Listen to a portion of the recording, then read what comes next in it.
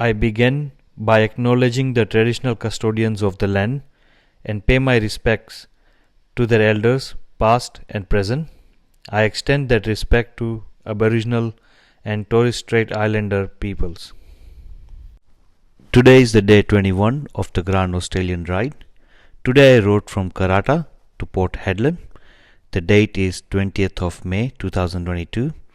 The time taken was 4 hours and 25 minutes. The weather was very hot. The distance I covered was 243 kilometers. The terrain was plain and the road was mostly straight. I took a fuel stop in Roybon in WA and I finished in Port Hedland. Good morning. Today is 20th of May and it's day 21.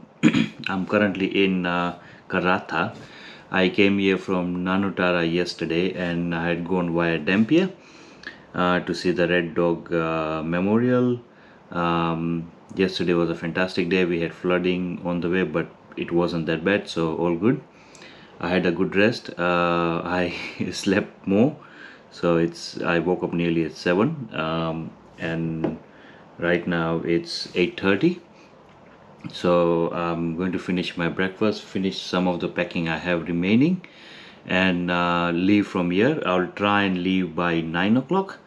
And today's journey is from Karratha to Port Hedland, and it's about approximately around 250 kilometers, 250 to 260.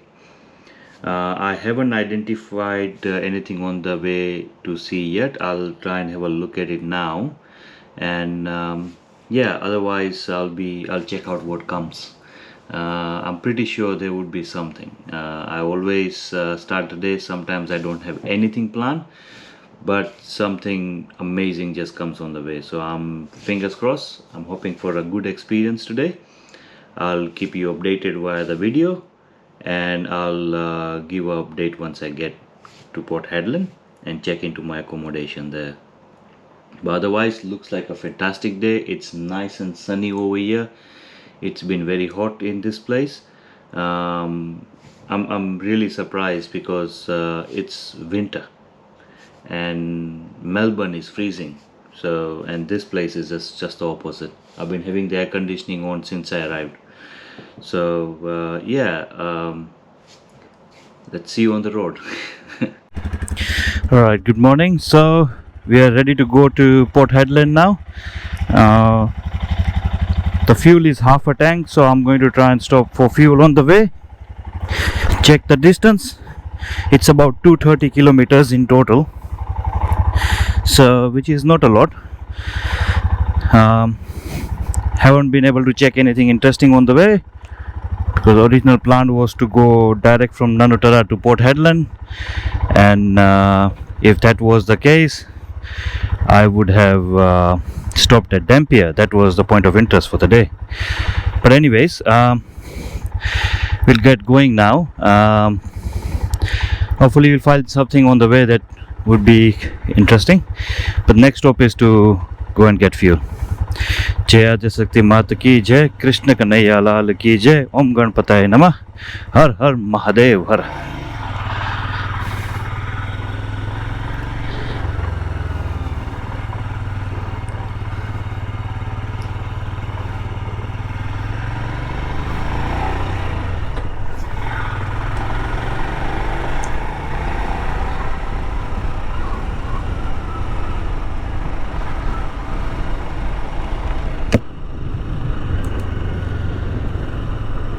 It's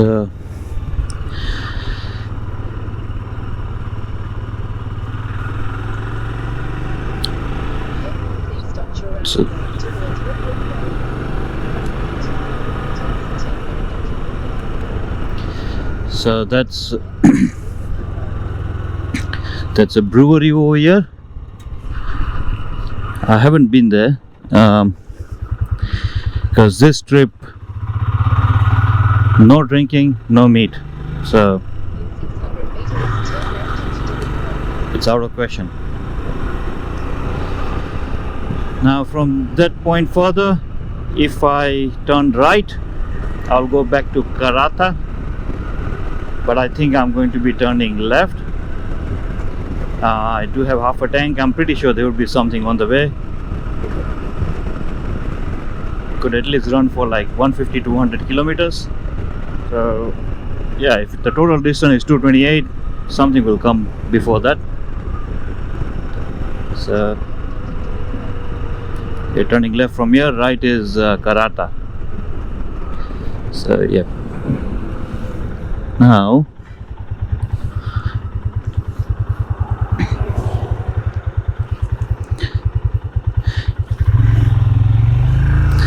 Karratha is a pretty big city. The place I was staying in is that the buildings you see over here in front of you, they are Pilbara Regiment of the Australian Army. Their barracks are there, so the lodge I was staying in is behind the barracks. Anyways, this is like a kind of a suburb or a township outside the main town area, so it's a small town or a small city or whatever you might want to call it. It's got all the facilities and airport and everything, because most people living over here, I'm pretty sure, are not from here. They would have migrated over here purely for mining, because mining is big over here. That's the industrial estate on the left hand side. There's one more on the other side as well. There is a pump there. I'll find another pump on the way, no problem. Yeah, so there's a few industrial estates around the town for heavy machineries and all kinds of things. But yeah, it's it's got everything in it, but it's a small town. And as soon as you come out of the town, it's a lot of nothingness again. So yeah, it's and around Karratha there is a lot of gas fields, which I would have shown you yesterday. Now that's a scene as you come out of the town.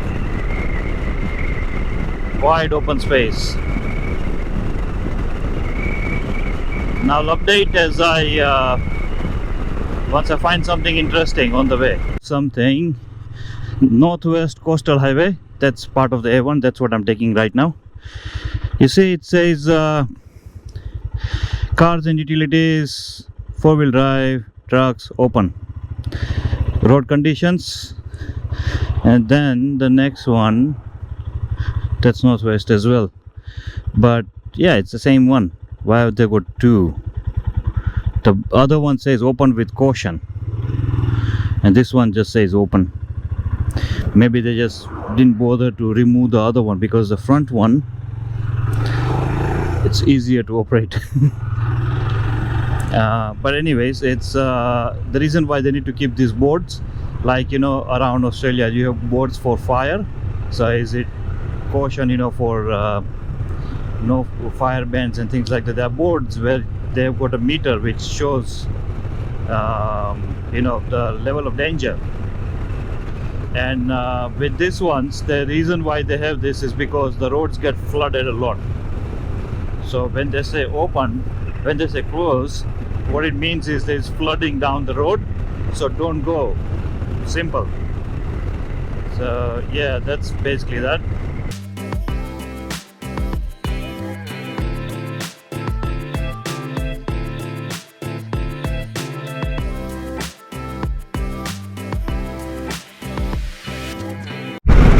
So I've arrived in RoyalEnfield.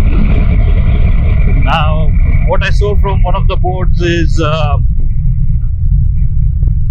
next service, as in when there's a service, they mean the next point where you can get petrol, coffee, whatever, that's after this it will be in 200 kilometers. So basically what it simply means is fill up the tank. Simple as that. Yes, that's 150 Shire of Royalborn. Maybe it's been 150 years. It's a pretty old community.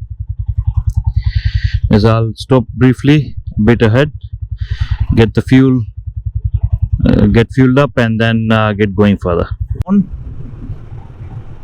It's a small community. As you can see, the houses look different. They don't have tiled roofs around here.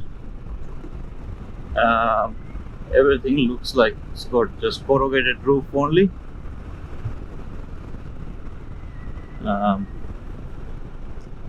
Yeah, look for petrol pump as soon as I find. It looks like this is a school. They also have a school.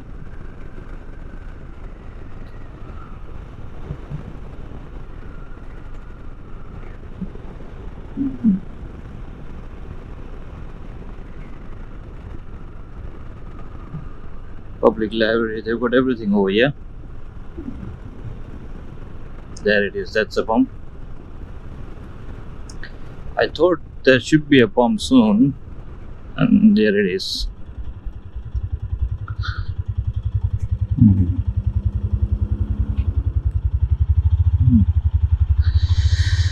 So I'll fill up petrol over here.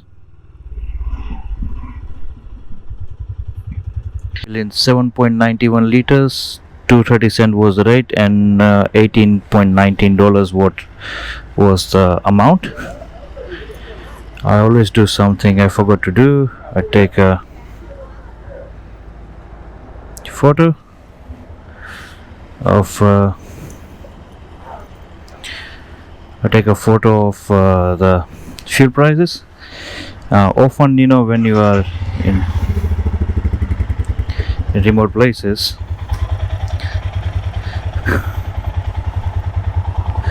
they ask you to tell them the figure. So I just kept the habit of taking a photo. So if they do ask me how much did it come up to, I can just tell them.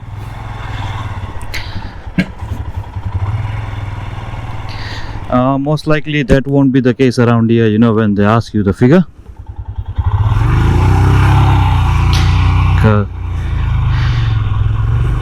Because it's, I don't know. But anyways, as you can see, this is the Aboriginal Church on the right, Pilbara Aboriginal Church Centre. So slow zone. So looks like it's Aboriginal communities around here. Administration office.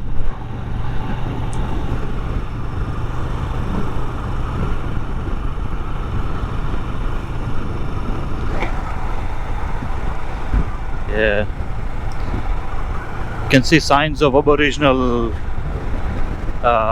you know, like boomerang and different things in buildings, to building designs, to everything. Yeah, it's a nice small community.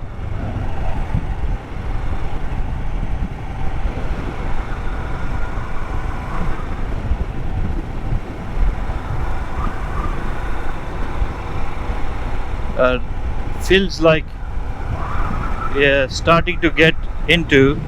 It feels like we are starting to get into it's all goal.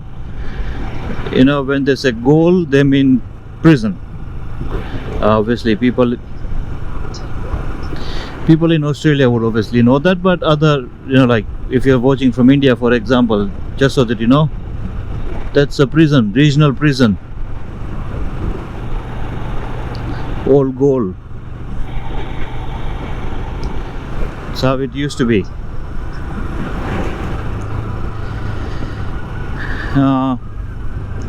Now Port Hedland, 200 kilometers. Just something to note, there is nothing on the way, nothing. So for 3-4 hours because 200 kilometers I would say will take approximately you know, if you do 100 kilometer an hour it's 2 hours, but don't think you will go anyone. I mean, I wouldn't go 100 kilometers an hour for 2 hours straight. So I would say 3.5 hours at least, up to 4 hours to get there. It's 10 o'clock right now, so I would expect myself to be there by 2 o'clock, Port Hedland. And yeah, we are in outback now proper. There's 200 kilometers, nothing. Like no fuel, no coffee, Vim Creek. There, it says nothing there, so I don't know, man. There's an airport here. So looks like it will be more on the lines of mines and things like that we might see, but nothing as in useful like fuel station, store or something on those lines. Over there, it's Mingulthando community. They are Aboriginal people.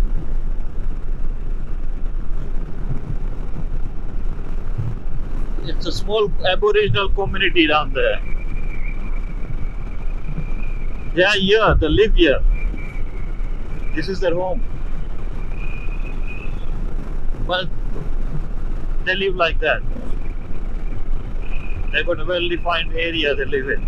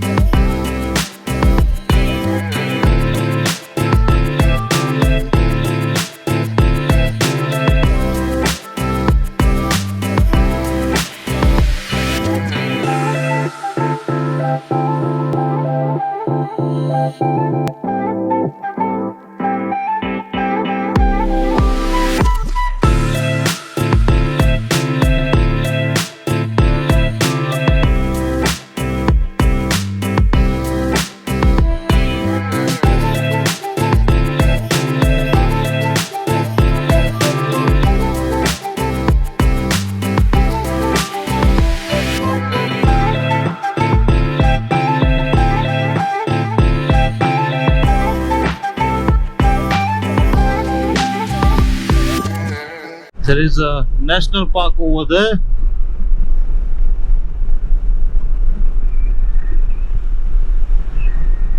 And because of the rains, there is water in the river. There is one crossing around here, so I just wanted to stop and show the color of the water. It's like red.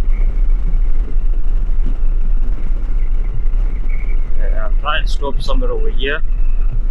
It's on the bridge, so essentially I can't stop, but I'll try. There you go.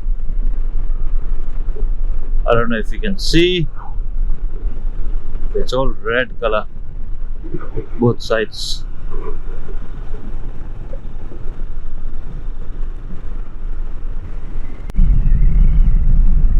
One, two, three, four. That had 4 trailers in it. That was a big one.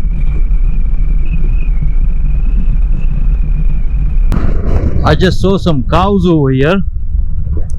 Interestingly, they are not the normal Jersey breed that you see everywhere. These ones are different. This is like Indian Brahmin cow. Similar lines. See, they've got a little hump as well. maybe crossbred and modified. All of them are looking at me now. Hello. Hello.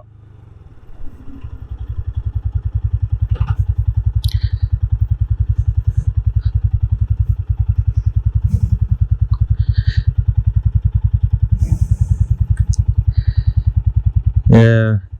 See, they look very similar to Brahmin. Oh, see that one, the white one has a hump on the just behind the head. That's very typical of Indian cows, and they're definitely crossbred. But they look very thin. The weather over here is very hot, so high possibility that they are the ones who can survive here, I guess. Anyway, so there you go. You do see cows, but they are behind the fence. So there it is. Anyways, I'll get going now.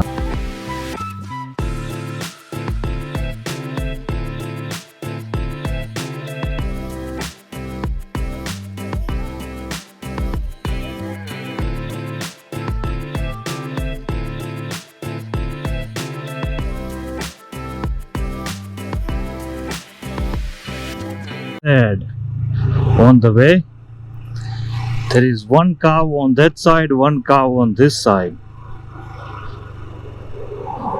It's lying right there, just there, and all you can see is the skin. It's been consumed by nature already, but just lying there. And there's one on the other side.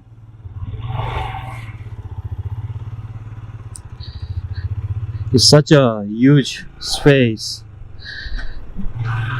Animals died, people don't even bother to carry them.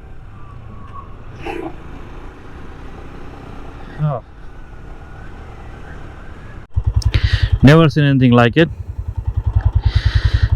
It's a miniature version of the actual pub, which is just down there. I'll probably drive around the pub and then leave, not having a drink or anything, so don't need to be there.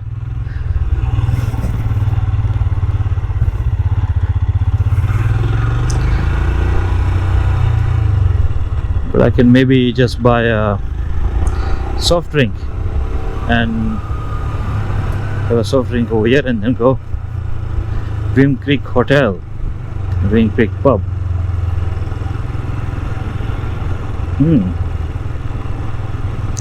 That's the actual building. That is the actual building. Put it right here, take a photo, get a drink, and be on the way again. Okay, so Wim's Creek Pub, it was practically a roadhouse. They had obviously there was a pub which was closed. There were rooms at the back. There was a tank where you can buy the fuel from. So it kind of had everything in it, but it was still closed. Maybe back in Karratha they said no service until, not Karratha but just after Karratha, the drops, this place that I stopped for fuel starting with R. Yeah, so from there they said poor kangaroo, they said there was no fuel or any other service, so because this one is closed. If this one was open, then obviously there would be fuel and service. This is kind of halfway between Karratha and Port Hedland. It's a good location, I would say, but the traffic over here is so less that I don't know, maybe it's because of that they're closed or because of COVID. But COVID has affected a lot of people, and maybe pubs like this, anyways, they might be having difficulty meeting ends, and then you get COVID, or they might not have enough people to run the pub, so maybe they had to close it. but whatever it is sad. Now we are on the way. As you can see, the scene has been changing. You see mountains over here now. Careful. You see mountains on either side. It was flat before, so now the topography is changing. Yeah.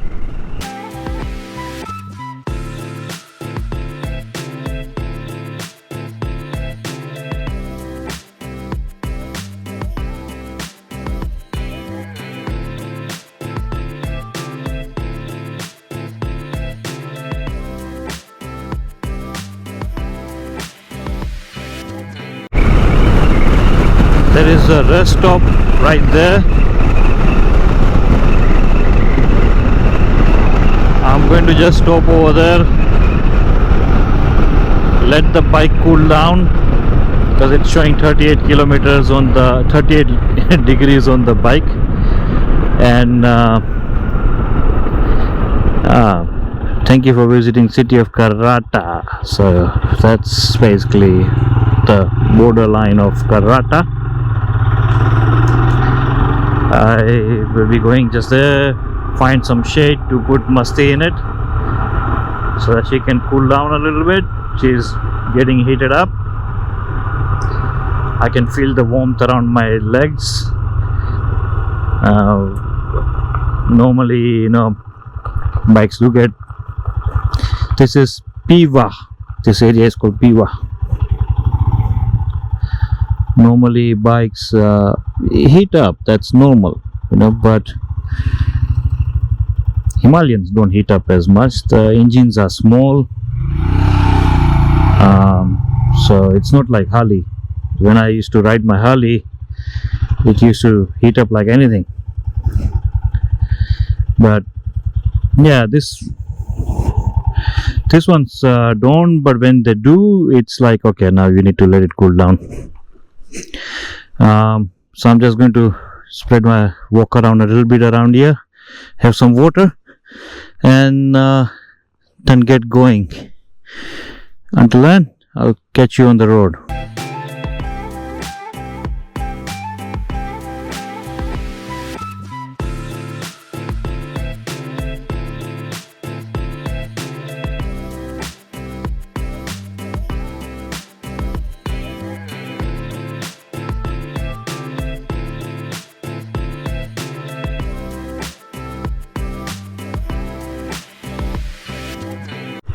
Okay.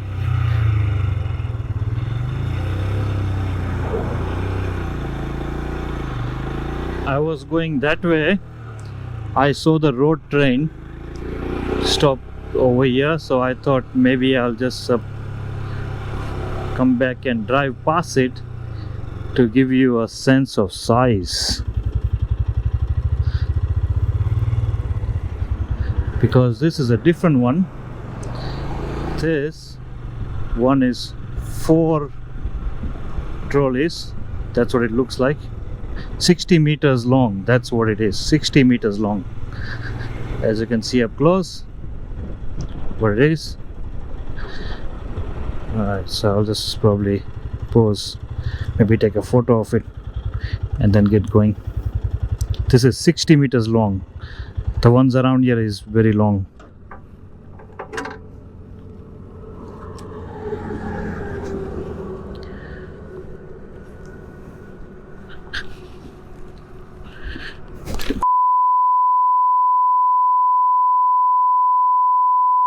I dropped the bike. Oh man, the side stand, it's terrible. It says stay straight. And because of that, the bike falls on this side. I think I tried to capture it on camera. That gentleman, he helped me lift it up as well. I had just stopped to take a photo of the truck and the bike.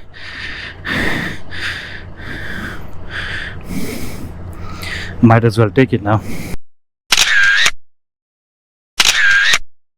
They also export Yeah, that's 4 trailers. Alright, I dropped the bike again. It was so. The thing is, when I drop the bike, it's too hard to lift it up because of all this soft luggage. I don't actually have any point where I can grip, and the bike is very heavy. So normally, the method to lift up a bike is, rather than facing the bike, you face away from the bike and lift it. But that's relevant to some really big bikes, like BMW 1200. All of those bikes you can lift it, no problem. But Royal Enfield, this one, and also with the soft luggage, it's very hard to lift up the bike. I've seen other people use soft luggage, and if they've dropped it, I can imagine it would be very hard for them to lift it. I don't know if you can see this massive port over there.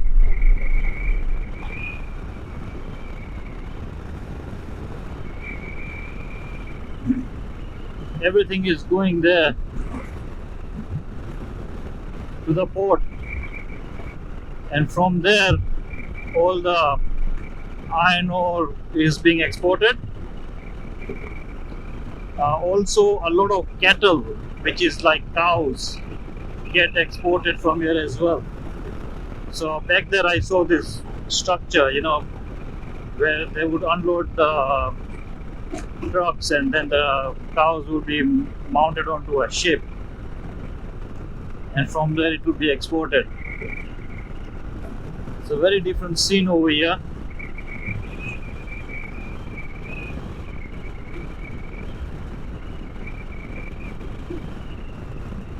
Now I had to go, it is asking me to turn right over here.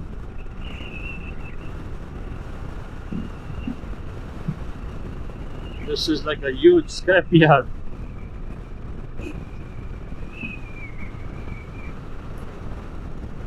That's like an industrial estate over here. There is a detour, so the road must be closed up ahead. It gives us a chance to check out other things like scrapyard.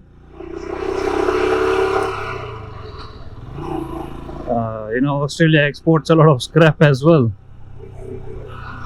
so you can see where it gets loaded from. All this scrap.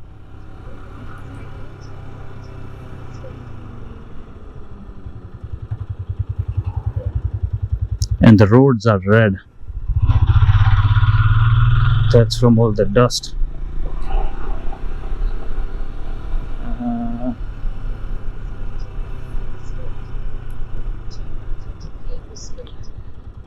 Okay.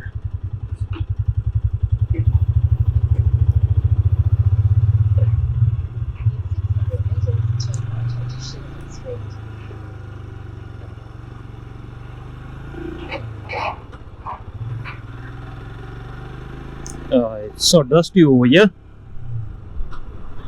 It's an industrial area.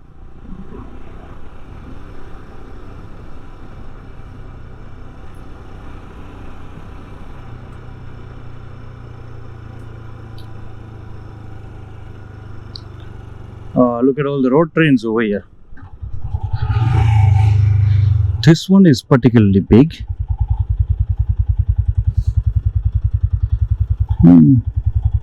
Look at that one.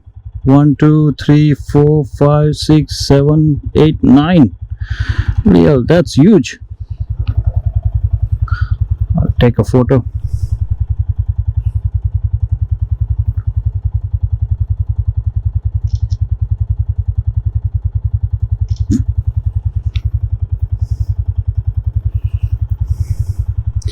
Bishop's Transport, Port Hedland.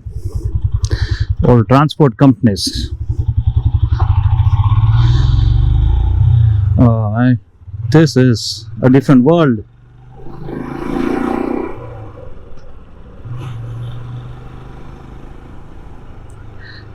There's a restaurant of some kind there.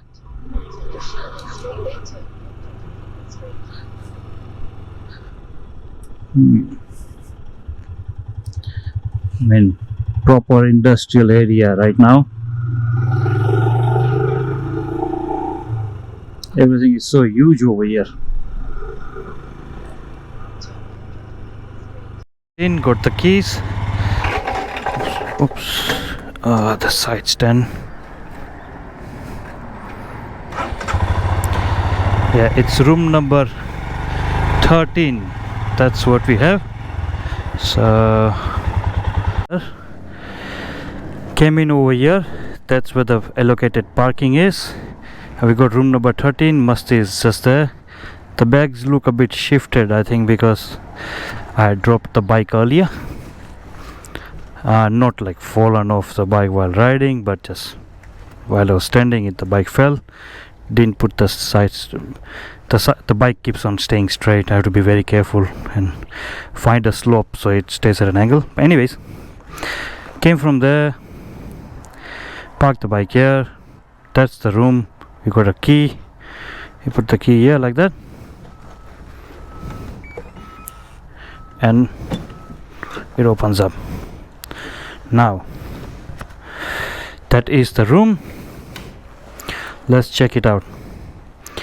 So we got the sink, fridge, microwave, kettle, all we need.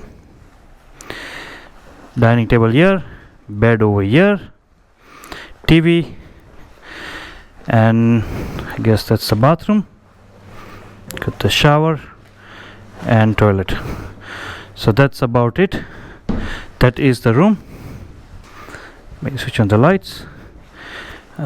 Good thing is it's got windows which you can see through, but it's got grill and everything on it. So yeah, anyways, that's the best you can get in town right now. Everything is full. So that is the room I'm staying in. I'll update you once I've moved all the stuff in. So I am in Port Hedland right now. Technically I'm in South Hedland. Port Hedland is on the other side. This is South Hedland. That's like a suburb pretty much. That's where the accommodation is. I'm currently staying in Black Rock Tourist Park. As I have showed you from outside, it's like a big cabin, multiple rooms, there's parking on all sides, of prefabricated buildings. Yeah, so it's a pretty decent sized room compared to what I had before. It's massive. The cost of this room was $150 per night. It's for two people. It's a big room. This is the only room they had. Because we have not been able to book well in advance, the availability of room becomes smaller. My wife was saying that this was not even listed on booking.com or anywhere else. We had to sort of zoom in on Google and find a place. She must have made like 20 calls to find a room, and she finally found one over here. This one. Yeah, now today's day has been fantastic as usual. It was very hot, very hot. So what I've decided for tomorrow is to start very early in the morning. Today I even started at 9. I woke up at 7. So it takes me 2 hours to, for all the morning rituals, getting ready and packing. And with bikes you are carrying 60% of the stuff you are carrying you are not using. It's just with you, but you have to take it off the bike, put it back on the bike. The whole thing takes time. It eats up time every day. So, but there is no choice. So yeah, that's why we need a bit more time in the morning. Otherwise today's day was it was a pretty straight road. There was nothing on the way. One motel roadhouse I stopped by, it was all closed up, but it was a very different feeling, and it was very hot. And what I realized when riding over here is, when you hear the Aboriginal music with that sound, the continuity of that music, like like that, and when you're riding on this lens, that's what you feel. So I can sort of relate to how they must be feeling when making that music or listening to that music. It's a lot to do with the surroundings. um, on the way there are a lot of road trains, because this is a port, and all the iron ore or whatever they're digging around here, that comes and dumps it, they dump it in the port, and from here it gets shipped out. So yeah, that's what it is. Tomorrow the plan, so okay, for tonight I'm just going to drive down. I found coals nearby, so I'll go there and see if I need to buy a few things like water, because I'm avoiding drinking this water. I did get a bad stomach earlier, so I'm making sure I don't drink from the tap, even if it says it's drinkable. Like, if it's not drinkable, they would say it's not potable, but in this case it is. If they don't say it, it means it's drinkable, but I still don't drink it. I've stopped drinking it. If you're going on a ride like mine, spend some on the water, get water bottles, drink from them, get a bigger one every night, drink it. Rest I'll fill it in my bladder for the ride. And then when I'm in calls, I'll get some food as well. And yeah, that will be my dinner for tonight. I'll try and post the dinner on photo of the dinner on Instagram. I always do, so it will be there.